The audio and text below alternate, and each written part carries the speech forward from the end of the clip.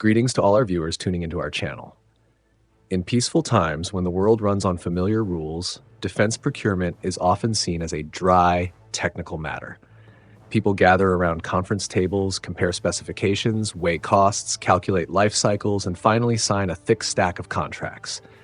But history always has its moments when every familiar formula becomes obsolete. There are times when a weapons deal is no longer about engines, radars, or range, but becomes a harsh test of political will and the true limits of national sovereignty. Canada is stepping into just such a moment. On the surface, the story sounds all too familiar, even dull. The Royal Canadian Air Force needs to replace its fleet of CF-18s, which have served for decades and are now worn out by time and harsh operating conditions. The American F-35, the ultimate symbol of Western military technology, emerges the most inevitable choice. Part of the order has already been signed. The process seems to be settled. But the world doesn't stand still, waiting for contracts to wrap up. Cracks have started to form in the US-Canada relationship, cracks that few dared to speak of before. A new kind of transactional bluntness has risen in Washington, where every relationship, even with longtime allies, is reduced to immediate self-interest. What was once unthinkable, like using trade leverage for political pressure, has become an open tactic. And then came the pivotal moment. A senior US official bluntly declared, "If you want a trade deal, buy our jets." At that moment, the line between diplomacy and coercion was blurred. A defense decision, which should be based on independent strategic evaluation, was suddenly pulled into the vortex of economic pressure and power politics. For Canada, a nation proud of its sovereignty and distinct role within the Western order, the question began to change shape. It was no longer a debate purely about which jet was stronger, more advanced, or better aligned with allies. A deeper, more uncomfortable question began to echo. Who really gets to decide Canada's security? This is a question with no easy answer because it strikes at the foundations of decades-old assumptions. Canada has long grown accustomed to the safety of America's security umbrella, to the idea of being an unconditional ally. But in a world where great powers are willing to wield tariffs, supply chains, and even military components as bargaining chips, those assumptions are more fragile than ever. Sovereignty is no longer just about borders, armies, or flags. It hides in lines of software code, in data access, in the ability to decide whether a plane can even take off. That's why Canada's moment of choosing between the F-35 and another path is no longer just a routine procurement. It's more like a mirror reflecting the power dynamics of modern alliances. On one side is the promise of cutting-edge technology, but with it comes deep dependency and invisible strings. On the other are more modest options, at least in appearance, but they open up bigger questions about control and autonomy. To understand why a fighter jet could become a choke point for national sovereignty, we must look directly at the symbol being weighed. Because the F-35 is not just a military product. It is the embodiment of a new model of power, one where technology and dependency are so tightly interwoven that they are nearly inseparable. And from here, the story of the F-35 begins to reveal its two faces, the glow of technological brilliance and the trap of dependence. From a distance, it's hard not to be awed by the F-35. It's marketed as the pinnacle of modern warfare, where the sky is no longer just the domain of individual aircraft, but a vast network of sensors, data, and split-second decision-making. The F-35 doesn't just fly. It sees, listens, analyzes, and shares, all at once. For many Western nations, owning the F-35 feels like holding a golden ticket into the most elite military club of the 21st century. It's precisely that aura that has made the F-35 the default option in so many defense discussions in Ottawa. For years, it's been referenced as the inevitable solution, a step Canada must take if it wants to maintain its position in NATO and NORAD. But the problem with grand symbols is that they often obscure uncomfortable questions behind the spotlight.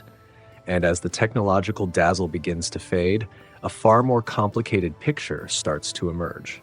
Even in the United States, the birthplace of the F-35, the praise is no longer unreserved.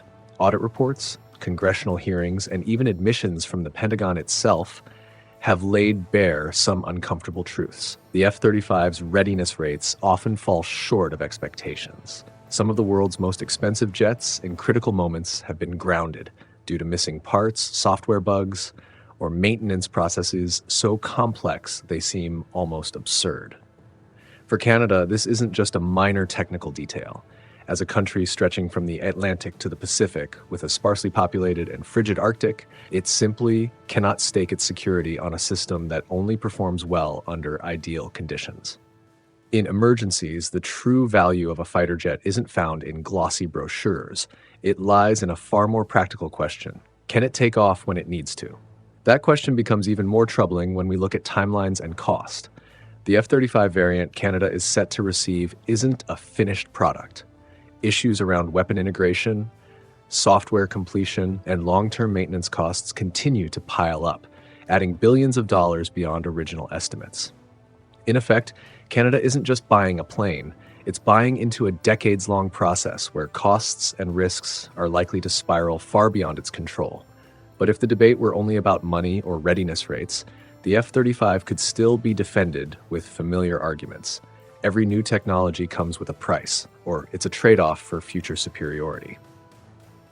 The real issue, the one that turns the F-35 into a political challenge rather than just a military one, runs much deeper. It's about who holds the final say. The F-35 is designed as a closed system, where everything from maintenance and upgrades to combat configurations is tightly tethered to a central control hub. For countries willing to accept that dependency, this might be a price worth paying for access to top-tier technology. But for Canada, a nation that has always defined itself as a partner, not a satellite, that dependency begins to take on a more troubling tone. That sense of unease grows even stronger in a shifting political climate. A U.S. administration willing to wield tariffs, supply chains, and economic pressure to achieve political goals is no longer a distant hypothetical.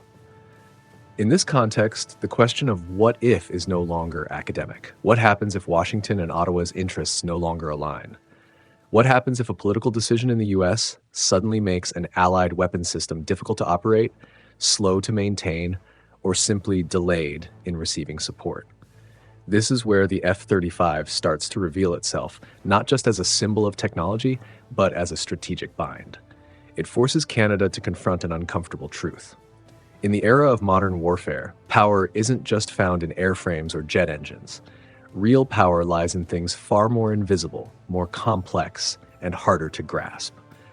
And when we peel back the F-35's gleaming shell of metal and radar, what emerges beneath is not an engine or a stealth wing, but software, data, and control. A new battlefield, one without explosions, but capable of determining whether an aircraft functions as a weapon or remains nothing more than an expensive hunk of metal. That's when the concept of software sovereignty steps into the light, opening a new, invisible conflict, one that could decide the very survival of an entire national defense system. In modern warfare, power no longer lies solely in what the eye can see. It's not just about armor thickness, engine thrust, or radar evasion. Today, power is buried deep within lines of code, in servers located thousands of kilometers away, and in the authority to grant or deny access to a complex digital system. This is the realm where the concept of software sovereignty was born, silent yet powerful enough to decide the fate of an entire air force. The F-35 is the clearest embodiment of that shift. It is not merely a fighter jet. It's a closed digital platform where every operation is connected to an ecosystem under American control. Every flight is not just a pilot's mission, but a constant stream of interactions between sensors, algorithms, tactical data, and a global logistics network. In that world, hardware is just a shell. Software is the beating heart. The problem is, that heart does not belong to Canada. Every software update, every tactical configuration, every change to the F-35's combat capabilities must go through control centers held by the United States. Even components stored on Canadian soil, legally speaking, aren't fully under Ottawa's unrestricted use until they are installed and activated according to official procedures. In other words, Canada may own the aircraft, but not the full right to determine how it operates. For years, this reality was accepted as the price of admission to the most advanced military ecosystem on Earth. When trust in stable allied relations was still intact, that risk seemed mostly theoretical. But politics is no constant. And when the landscape shifts, what once seemed like technicalities suddenly become instruments of leverage. All it takes is a single administrative decision, a new strategic priority, or an unexpected political tension, and the flow of software and spare parts can be slowed, altered, or rerouted. No need for dramatic announcements, no need for overt hostility. Just a delay. In war, sometimes delay is just as dangerous as destruction. The precedents already exist, enough to give any clear-headed nation pause. Cases where European allies had their F-35 parts redirected to higher priority needs, regardless of domestic demands, serve as a cold reminder. In this system, the final say doesn't rest with the user. The concept of an ally in this context is no longer an absolute shield against self-interest. For Canada, tasked with defending a vast expanse from bustling cities to remote Arctic outposts, the question becomes especially urgent. In a crisis scenario, what happens if access to software is restricted or updates are delayed due to priorities that have nothing to do with Ottawa? A jet that can't operate at full capacity, even briefly, could leave a dangerous security gap. This is the central paradox of the F-35. The more advanced it is, the more dependent it becomes. And that dependency isn't just technical, it's profoundly political. Sovereignty, in this case, isn't breached by tanks or missiles. It's eroded bit by bit through protocols, licenses, and invisible data flows. Once that reality is understood, the debate in Canada begins to shift. It's no longer about which jet is faster or stealthier. It turns into a far more fundamental question.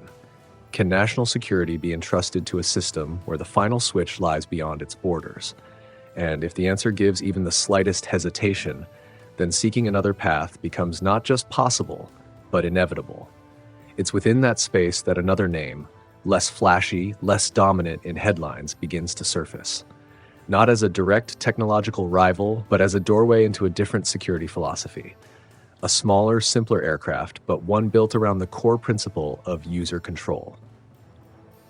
And from there, the conversation gradually turns to the Gripen, not as a magic solution, but as a far-reaching question of autonomy, industry, and Canada's strategic future.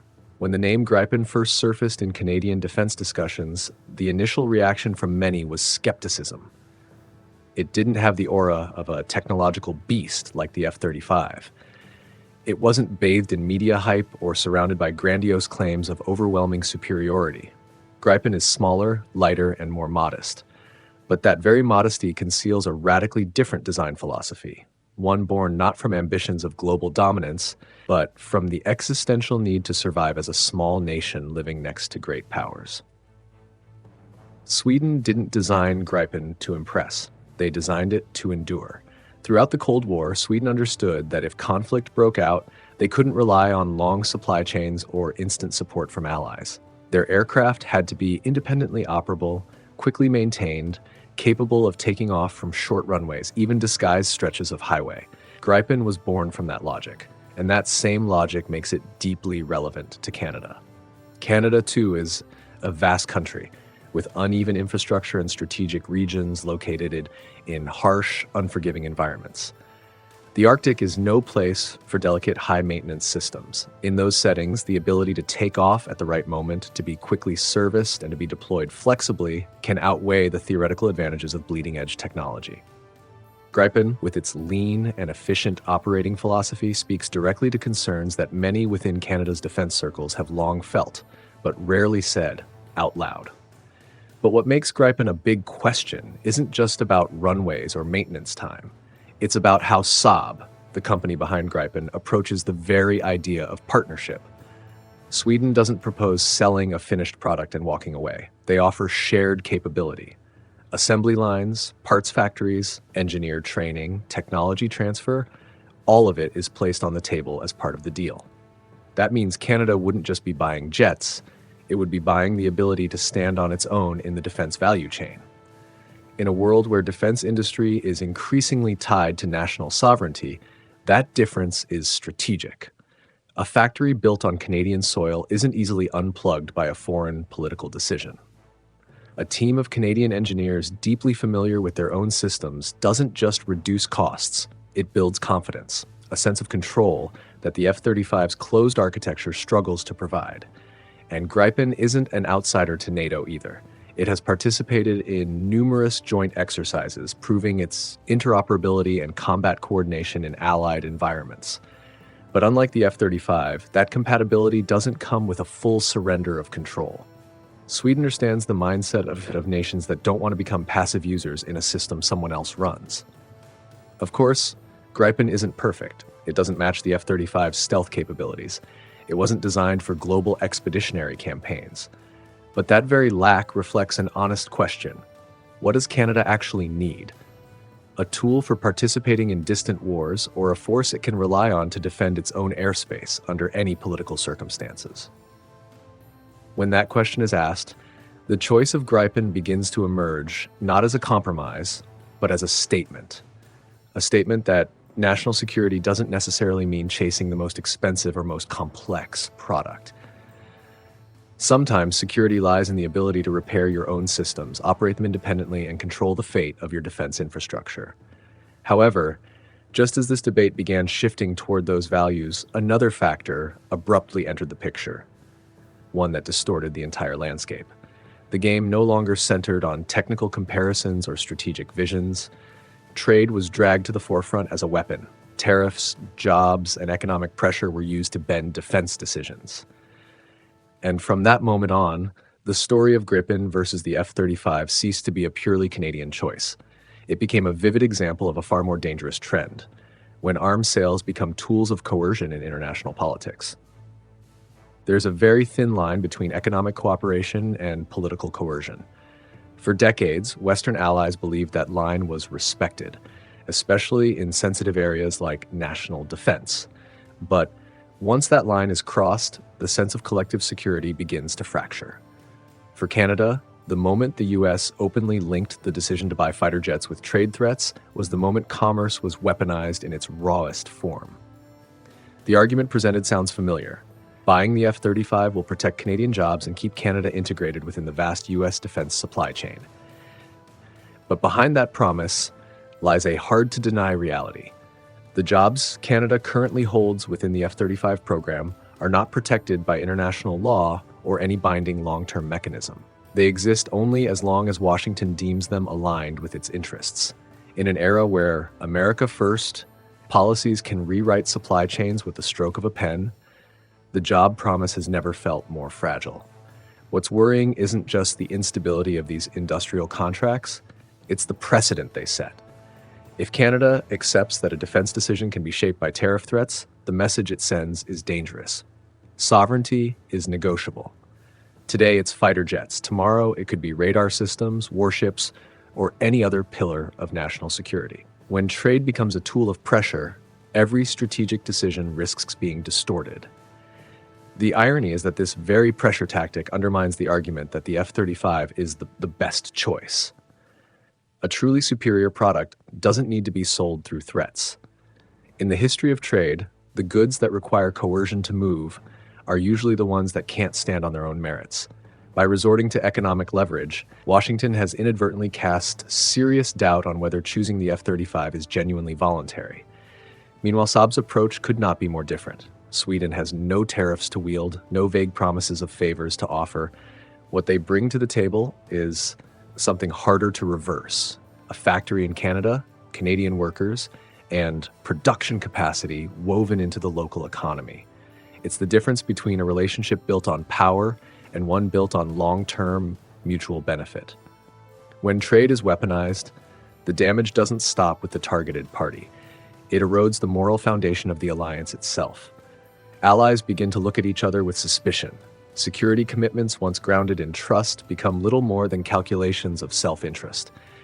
And in that atmosphere, the question Canada must ask is no longer simply, what should we buy, but where do we truly stand within this system? At this point, a familiar argument often resurfaces to reassure the public that Canada has no other choice, that within NATO and NORAD, Canada must follow the US if it wants to preserve collective security. It may sound logical under mounting pressure, but it hides a vital truth. Military cooperation does not equate to absolute obedience, and the very history of NATO shows that the alliance was built not on submission, but on balancing the interests of sovereign nations.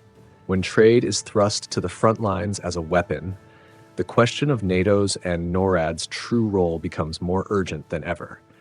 Do these security structures exist to protect the self-determination of their members or to legitimize dependence on a single power center? And from that uncertainty, the debate must move to its next chapter, confronting the deep-seated misconceptions about NATO, NORAD, and the psychological trap known as "we have to listen to the US." In every debate over Canada's fighter jet choice, there's always one phrase that echoes like an unquestionable truth. As a member of NATO and NORAD, Canada must follow the lead of the United States. It sounds practical, even like common sense, in a world where security risks abound. But precisely because it's so familiar, it's rarely examined in depth. And when we do look closely, we find it's not a truth, but a dangerous misconception repeated so often that it's become accepted as fact. NATO was never built as a one-way chain of obedience. It was born from a shared fear, but it survives on a balance of sovereign nations. Each member contributes its own capabilities, its own interests, and its own limits.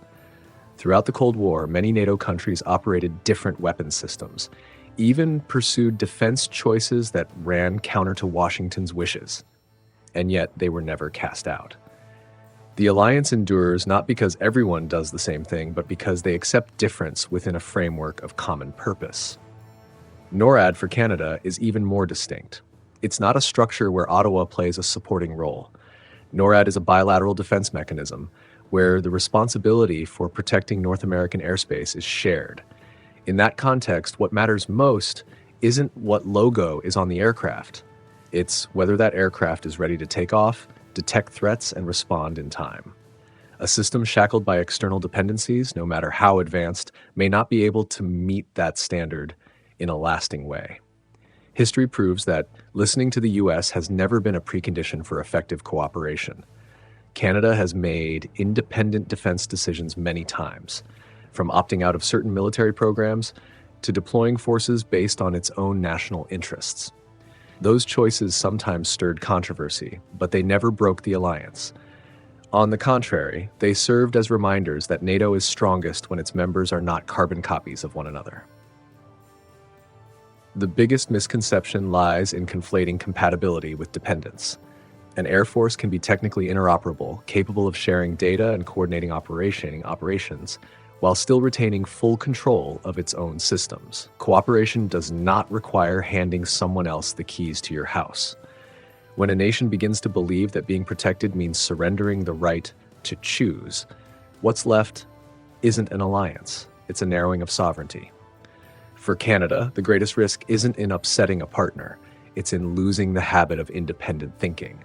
Once a defense decision is justified by the phrase, "we have no other choice," every strategic debate is suffocated before it begins. And in a world that's changing rapidly, that kind of thinking is like binding your own hands in advance of crises we've never seen before. NATO and NORAD were created to strengthen collective security, not to blur the lines of national sovereignty. If Canada chooses a different path from what Washington expects, it doesn't mean it's walking away from the alliance. It simply affirms a basic truth.